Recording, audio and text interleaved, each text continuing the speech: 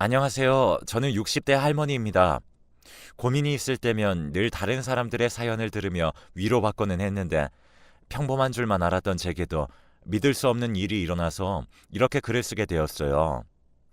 저에게는 아들 하나와 며느리, 그리고 눈에 넣어도 아프지 않을 금쪽 같은 손주가 있어요. 아니, 정확하게는 있었다고 해야 할까요? 애 아빠는 아들 중학생 때 먼저 하늘나라로 가버렸어요. 남들은 보험금 받아 아이들 키운다던데 형편이 어려웠던 우리는 보험 하나 들 돈도 없었기에 그런 건 바랄 수도 없었죠. 그래서 애아빠 장례가 끝나자마자 시장에서 옥수수를 쪄서 팔기도 하고 겨울이면 풀빵을 팔고 또 그러다 어느 해에는 야쿠르트 장사도 하며 악착같이 아들을 키워왔답니다. 너무 고맙게도 아들은 엇나가지 않았고 반듯하게 성장하여 지금은 세무사로 일하고 있어요. 그런 아들이 결혼할 여자라며 미용사인 며느리를 데려왔을 때 사실 서운하기도 했었죠. 조금 더 좋은 직업, 좋은 집안의 여자일 수는 없었을까 하고 말입니다. 그래도 아들이 사랑하는 여자라니 허락했습니다. 그리고 정말 친딸처럼 품어줬죠. 며느리는 딸이 될 수 없다지만 딸처럼 예뻐할 수는 있을 거야. 내가 많이 노력하마. 감사합니다, 어머니. 저도 많이 노력할게요. 며느라이는 미용사로 오래 일해서 그런지 성격도 싹싹하고 둥글둥글해서 살면 살수록 참 예쁜 아이다 싶었어요. 이런 아이를 부족하다고 생각했다니 그게 참 미안할 정도로 말입니다. 첫 2년 정도는 그렇게 내내 즐겁고 행복한 날들의 연속이었습니다. 아들 내외와는 같은 동네에서 가깝게 지냈는데 부르지 않아도 며느리와 아들은 한 번씩 밥을 먹고 가기도 하고 어떤 때는 하룻밤 자고 가고 싶다며 자고 가기도 했습니다. 어머니, 우리 목욕탕 가요. 어, 갑자기 웬 목욕탕? 저 원래 결혼하면 시어머니랑 목욕탕 가는 게 꿈이었거든요. 제가 등도 빡빡 밀어드릴게요. 아이고, 우리 귀한 며느리. 밖에서도 손 많이 쓸 텐데 내 등까지 밀면 손 아파서 어쩌누. 걱정 마세요. 어머니, 어머니 등 밀어드리려고 연습 많이 했어요. 그래서 남편 등이 좀 까지긴 했지만요. 가끔씩 불쑥 찾아와 목욕탕 가자, 영화 보러 가자 하는 며느리가 참 그렇게 예뻤답니다. 그리고 그런 아이가 아이를 가졌다고 할 때는 정말로 내 딸이 아이를 가진 것처럼 무엇이든 해주고 싶었죠. 아가, 먹고 싶은 거 있으면 뭐든 언제든 말해라. 네 남편이 안 사다 주면 나라도 사다 주마. 역시 어머니가 최고라니까. 아들, 너는 무조건 새아가한테 잘해주고 집안에서 큰 소리 치지 말고 늦게 들어오지 말고 무조건 일찍 일찍 다녀. 알았어? 당신 어머니 말씀 잘 들었죠? 당신 잘못하면 나 어머니한테 다 잃은다. 아들은 누구 엄마냐며 뾰루퉁하기도 했지만 그러면서도 내심 기분은 좋아 보이더라고요. 고부 사이가 좋으면 아들이 행복하다는데 그 말이 정말이었죠. 그렇게 10달이 지나 금쪽 같은 첫째 손주가 태어났고 제 아들 어린 시절을 쏙 빼닮은 그 작은 아이 얼굴을 보자마자 주책맞게도 눈물이 흘러나왔어요.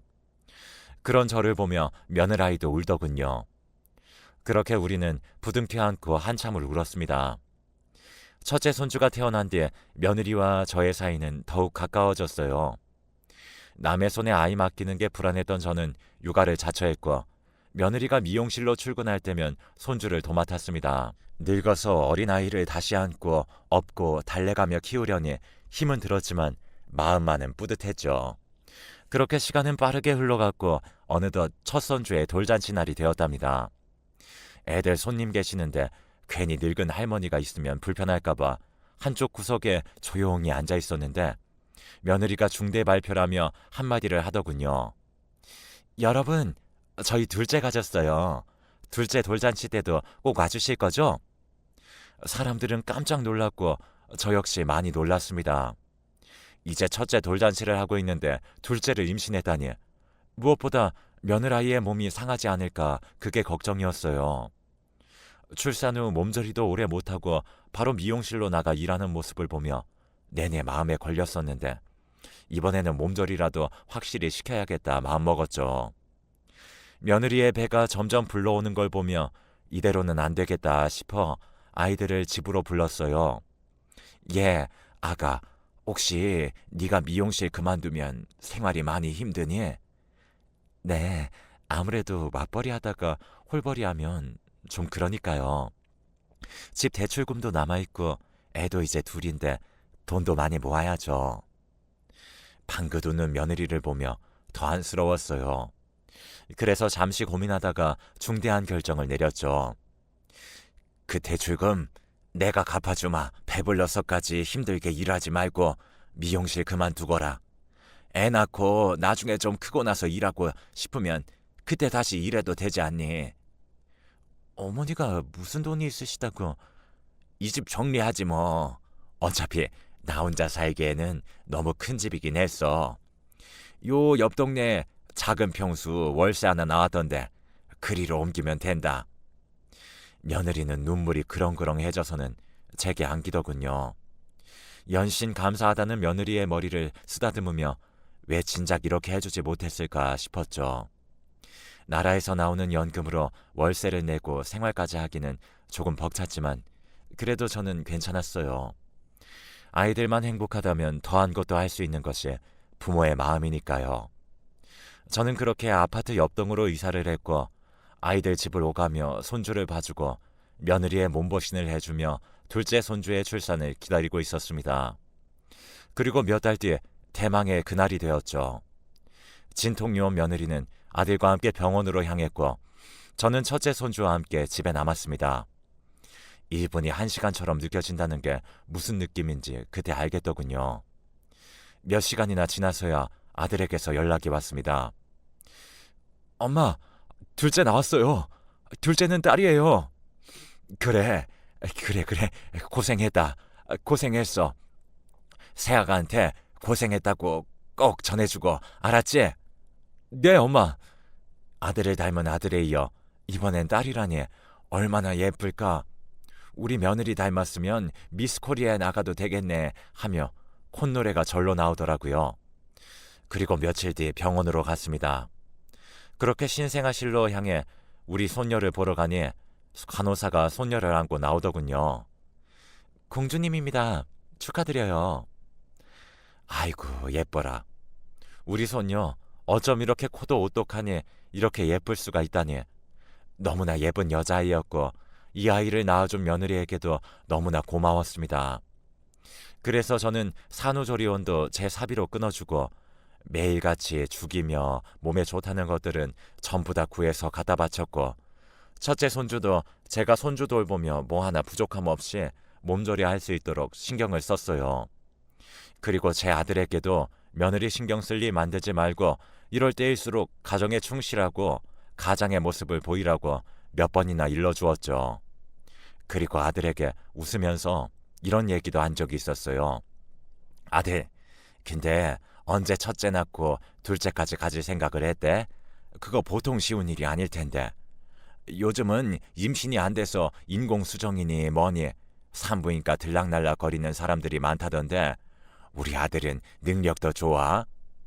아, 엄마 부끄럽게 시리. 사실은 나도 언제 임신이 됐는지 모르겠어. 아무리 생각해도 기억이 안 나. 혹시 내가 술 먹고 그랬나 싶기도 하고. 하지만 그게 뭐가 그렇게 중요하겠어. 우리에게 소중한 생명이 왔다는 게 중요한 거지. 그래서 앞으로는 더 열심히 살 거야. 엄마 말대로 가정에 충실하며 든든한 가장이 돼야지. 지켜봐, 엄마.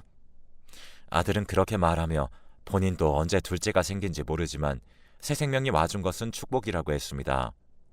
저도 그때는 그런 아들의 모습을 보며 어미로서 너무 대견스러웠고 앞으로 우리 아들의 가정에 행복과 축복만이 있을 줄만 알았습니다. 하지만 얼마 후 둘째 정체가 밝혀진 순간부터 비극이 오고야 말았죠.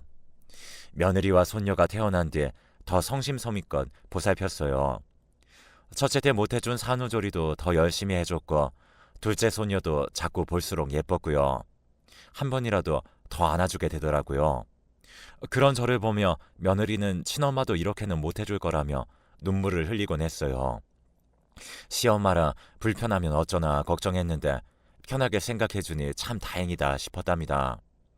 그런데 시간이 갈수록 조금 이상한 모습들이 제 눈에 띄기 시작했어요. 며느리가 자꾸 둘째만 유독 챙기는 것 같은 거예요. 첫째 손주는 기저귀가 묵직해져서 돌아다니는데 눈길도 주지 않고, 둘째는 기저귀 때문에 발진 생길까, 혹시 뭐 불편하진 않을까, 정말 시도 때도 없이 기저귀를 열어보고 분유도 최고급으로만 먹여가며 키우더군요. 딸이라서 그런가 보다 싶으면서도 아들을 쏙 빼닮은 첫째 손주를 차별하는 것 같아 내심 서운하기도 했지만, 그래도 애가 얼마나 이쁘면 저럴까 하고 이해하고 넘어가기로 했어요. 그런데 날이 갈수록 며느리의 편애는 점점 더 심해져 갔습니다. 아들이라는 이유로 첫째는 방치해놓고 둘째 손녀만 금이야 오기야 하더군요. 놀이터에 애들을 데리고 가도 첫째는 넘어지든 말든 신경도 안 쓰는데, 둘째는 넘어질까봐 쫓아다니면서 잡아주고 넘어지면 바로 일으켜 세워 안아주더군요. 그런 모습을 보며 저는 첫째 손주가 왠지 안쓰러워 더 챙겨주곤 했는데, 그러다 보니 자연스레 첫째는 저에게, 둘째는 며느리에게 정을 붙이며 편을 가르듯 갈라졌습니다. 이건 아니다 싶어 하루는 며느리를 불러다 놓고 이야기했죠. 얘, 딸이라 더 예쁜 건 알겠는데 둘째만 너무 편애하는 거 아니니? 네?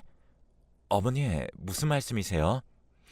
아니, 내가 지금까지 쭉 지켜봤는데 아무리 딸이라도 그렇지 좀 과한 것 같아서 말이다. 그렇게 키우면 애 버릇만 나빠져. 그리고 첫째 입장에선 얼마나 서운하겠니? 첫째도 네 자식인데 신경 좀 쓰도록 해. 아니 어머니, 아들이랑 딸이 같나요? 요즘 세상이 험해서 그래요. 아들이야 아무렇게 풀어놔도 잘 크지만 딸은 아니잖아요. 어머님이 딸을 안 키워보셔서 아마 그러실 거예요. 딸은 정말 내 분신 같고 더 끈끈하게 느껴지는 그런 게 있어요. 며느리 말에 더 이상 뭐라 답할 수가 없었어요. 딸을 안 키워봐서 모른다니 할 말이 없더군요. 우리 며느리가 이렇게 당돌한 아이였나 싶기도 하고 좀 서운하고 놀랐지만 그러려니 할 수밖에 없었어요. 며느리 말대로 제가 딸을 안 키워봐서 정말 모르는 걸 수도 있으니까 말이죠. 그런데 한 1년쯤 지나 사건이 터지고 말았어요. 애들 둘이 놀다가 유리병이 깨진 모양이었어요. 둘 다 유리병을 밟고 다친 상황이었는데 너무 놀라 어떻게 해야 하나 어버버 하는 제 옆에서 며느리는 둘째만 안아들고 병원으로 냅다 달리더군요. 저는 엉엉 울고 있는 처제를 안고 119를 타고 병원으로 향했죠. 병원에서는 다행히 둘째는 흉터가 남지 않을 거라고 안심하라는데 며느리는 계속 눈물만 흘리더라고요. 정작 첫째는 유리가 너무 깊이 박혀 마취를 하고 꺼내야 하는 상황이었는데도 말이에요. 며느리는 그런 첫째가 보이지도 않는 것 같았어요. 그런 첫째를 제가 안고 며느리를 보며 분명 뭔가가 있다는 생각이 들었습니다. 그리고 시간이 갈수록 둘째 소녀는 우리 아들과 닮은 구석이 하나도 없었습니다. 그래서 제 의구심은 점점 커져만 가는 상황이었어요.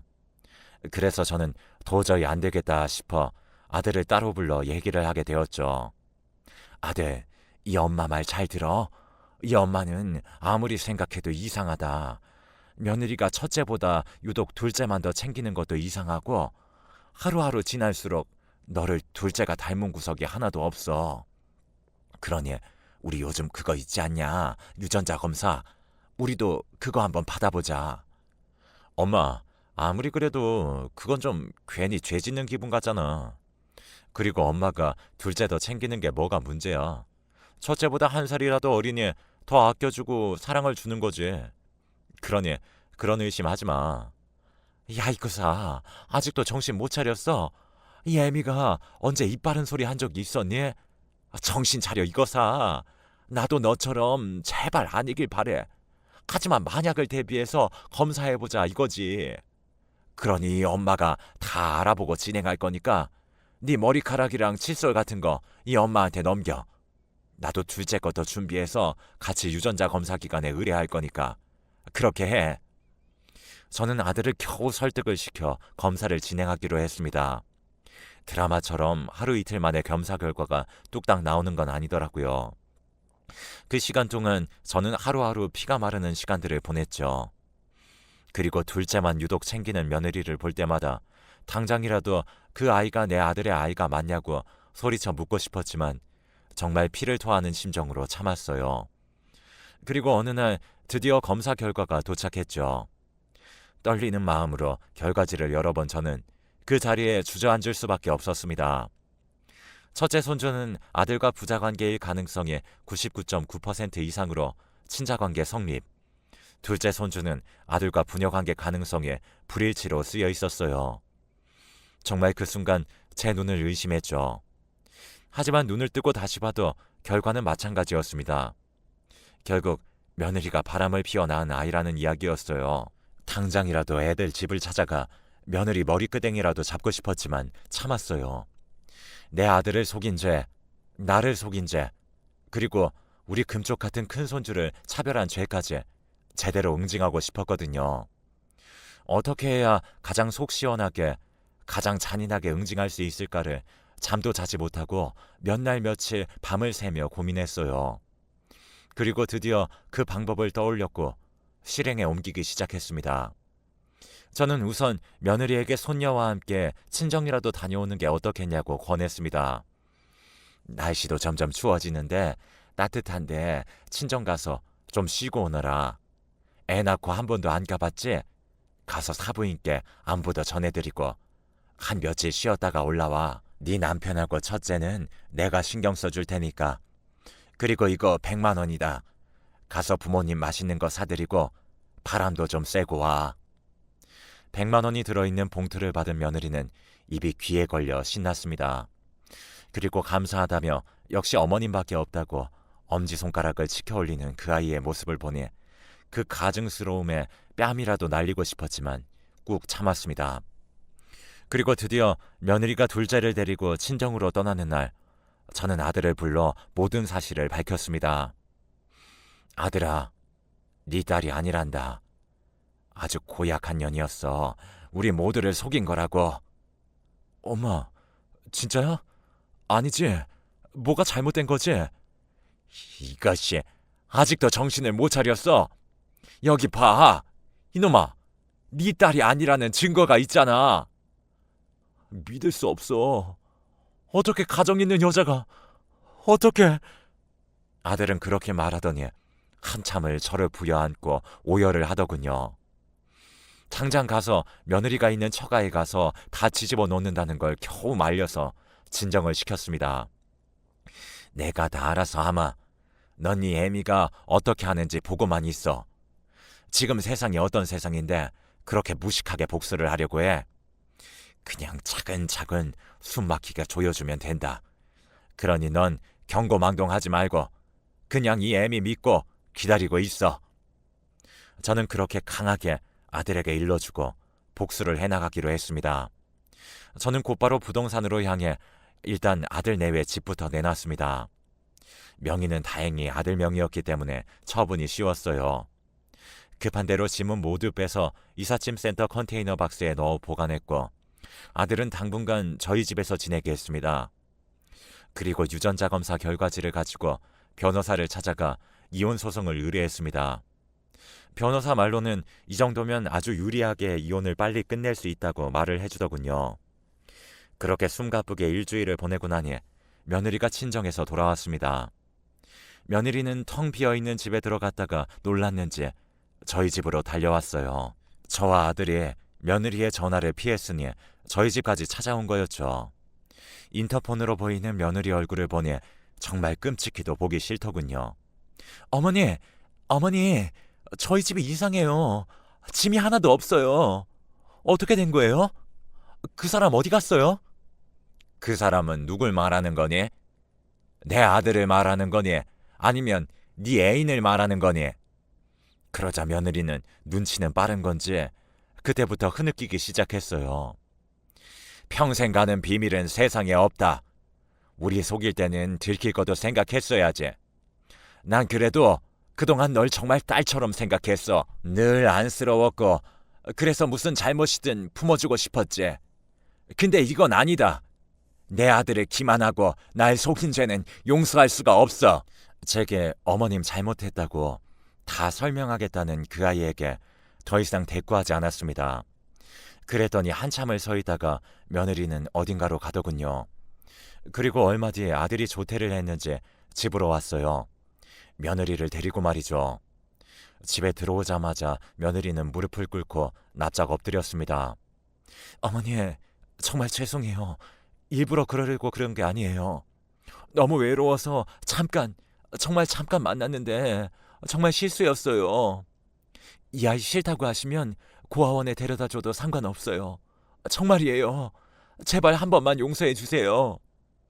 아들은 그게 말이 되냐고 큰소리쳤고 저는 그런 아들을 말리고 한마디 했어요. 정말 참을 수가 없더군요. 아내로서 자격만 없는 줄 알았더니 엄마로서의 자격도 미달이구나. 그래도 네 배 아파서 낳은 자식을 어쩜 그렇게 쉽게 버린다는 소리를 하니? 너한테 정말 실망이다. 내가 너를 받아주는 일은 결코 없을 거고 우리 핏줄이 아니니 당연히 양육비도 없을 거다. 첫째를 우리가 키울 거니 오히려 네가 양육비를 지급해야겠지. 아마 소장은 네 친정으로 갔을 게다. 오늘 내일쯤이면 도착할 거라고 하던데. 며느리는 눈이 동그래져서는 안색이 창백해지더군요. 자기 아버지를 굉장히 무서워하는 아이였거든요. 아마 친정에서 모든 사실을 알게 된다면 친정에서도 외면당할 게 뻔했죠. 그리고 들어보니 둘째는 미용실 손님으로 남자와 딱 2번 데이트를 했다고 해요. 근데 딱 2번 만나고 헤어졌다고 했습니다. 그런데 그 2번 만나고 임신이 이렇게 쉽게 될지도 몰랐다고 했어요. 그리고 그때도 아들하고 관계를 가졌었는데 본인은 솔직히 누구 아인지 몰랐다고 하더군요. 하지만 낳고 보니 우리 아들 아이가 아니라는 걸 알 수 있었고 그때부터 둘째가 너무 불쌍해서 첫째보다 유독 더 챙겼다고 하더군요. 하지만 저 아들은 절대 용서할 수 없었습니다. 우리 앞에 눈물을 보이며 한 번만 용서해달라는 며느리를 우리는 매몰차게 쫓아내버렸어요. 한 번 가정을 깨트린 여자는 언제라도 2번, 3번 깨트릴 수 있다는 생각을 저는 했고 지금 흐르는 눈물이 잠시 이 상황을 벗어나려는 악어의 눈물로밖에 보이지 않았거든요. 결국 그렇게 4개월 정도가 지나고 아들과 며느리는 깨끗이 이혼을 마무리 지을 수 있었습니다. 당연히 첫째 손주는 저희가 키우게 되었고 재산 분할도 거의 대부분 우리에게로 가지고 올 수 있었습니다. 당연한 결과였죠. 그리고 따로 위자료 지급하라는 판결도 받을 수 있었고요. 며느리와 바람을 핀 그 상간남에게도 위자료를 청구하고 싶었지만 며느리가 끝까지 입을 다무는 바람에 그 남자에게는 소송을 못한 게 아쉬움이 있었어요. 그래도 그 쓰레기 같은 며느리를 더 이상 내 며느리라고 불러도 되지 않아 얼마나 후련했는지 모릅니다. 그 일이 있은 후 저는 아들과 첫째 손주를 데리고 셋이 함께 살고 있어요. 세무사라는 탄탄한 직업이 있어서 그런지 아들에게는 꾸준히 선자리가 들어오는데 아들은 한사코 거부하고 있습니다. 아마 아직은 충격에서 헤어나오지 못했기 때문이겠죠. 그래도 열심히 살려고 나름 노력하는 모습을 보며 저도 마음 한 구석이 참 짠하더군요. 제 아들이 다시 행복해질 수 있는 날이 오겠죠. 제가 잘한 게 맞겠죠. 그리고 1년이 지난 지금 얼마나 건너 며느리의 소식도 듣게 되었어요. 오랜만에 만난 친구가 아들 결혼식 때 봤던 며느리 얼굴을 기억하고는 소식을 전해주더군요. 아유, 이게 얼마만이야? 잘 지냈어? 아들도 잘 지내고? 우리야 잘 지내지. 자기도 잘 지냈지? 아휴, 우리야 뭐 맨날 똑같지. 아니 근데 자기네 며느리 말이야. 왜 우리 동네에 있어?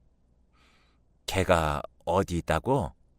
아니, 우리 동네 다방에 있던데 이혼했다는 소문이 사실이야? 아, 뭐 그렇게 됐어. 아휴, 잘했어.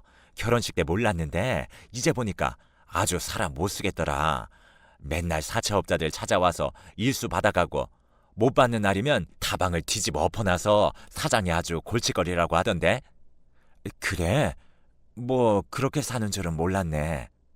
월세방 얻을 돈도 없어서 다방에서 먹고 자고 한다더라. 글쎄 처음엔 웬 조그만한 애 하나를 데리고 와서 일하더니 좀 지나니까 안 보이더라고. 소문으로는 그 조그만한 애를 고아원에 가다 버렸다던데. 아니 무슨 애미가 지 자식을 버려? 금수만도 못한 여자 같으니라고. 결국 그렇게 되었나 보더라고요. 들어보니 이혼한 후 남자 하나를 잘못 만났다가 빚을 왕창 져서 도망자 신세로 지내다가 다방으로 들어갔다고 했습니다. 그래서 결국 다방에서 일하게 됐는데 일하면서 아이 키우기가 버거웠는지 결국 그 아이도 고아원에 버렸다고 했습니다. 자기 자식도 못 지키는 한심한 엄마가 되었던 거죠. 아휴, 그 아이가 무슨 죄가 있을까요? 부모 잘못 만난 죄밖에 없는 불쌍한 아이인데 너무나 안타까웠습니다. 이제 어딜 가든 누굴 만나든 자신의 꼬리표를 떼어놓을 수는 없을 겁니다. 자식을 버린 어미라는 꼬리표, 바람 피워 애 낳았다가 이혼당했다는 꼬리표, 아무리 숨긴다고 해도 숨겨지지 않겠죠. 손바닥으로 하늘을 가릴 수는 없는 노릇이니 말이에요. 정의는 죽었다고 말하는 사람들에게 정말 말해주고 싶어요. 우리가 살아가는 이 세상 아직 정의가 살아있다고요. 권선징악이 살아있는 세상이라고 말입니다. 자업자득이라는 말 다들 아시죠? 자신이 저지른 일에 과오가 자기 자신에게 돌아가는 것을 뜻하는 사자성어인데요. 며느리였던 그 아이는 과연 자신의 불행이 자업자득이라는 걸 깨닫고 있을지 문득 궁금해집니다. 남편에게도 친부모에게도 내연남에게도 모두 버림받은 그 아이의 삶은 앞으로 가시밭길의 연속일 거예요. 지금까지 긴 이야기를 들어주셔서 감사합니다. 이 자리를 빌려 아들에게 한마디만 전하고 싶어요. 아들아, 괜찮다. 다 괜찮아. 넌 모든 걸 잘 해냈고 앞으로도 잘 해낼 거니까 기운 내라. 지금은 잠시 바람에 흔들리는 것뿐이야. 바람이 멈추고 나면 너는 다시 예쁜 꽃을 피우며 행복하게 살아갈 수 있어. 이 엄마가 늘 네 뒤에서 응원하고 있다는 거 잊지 말아라.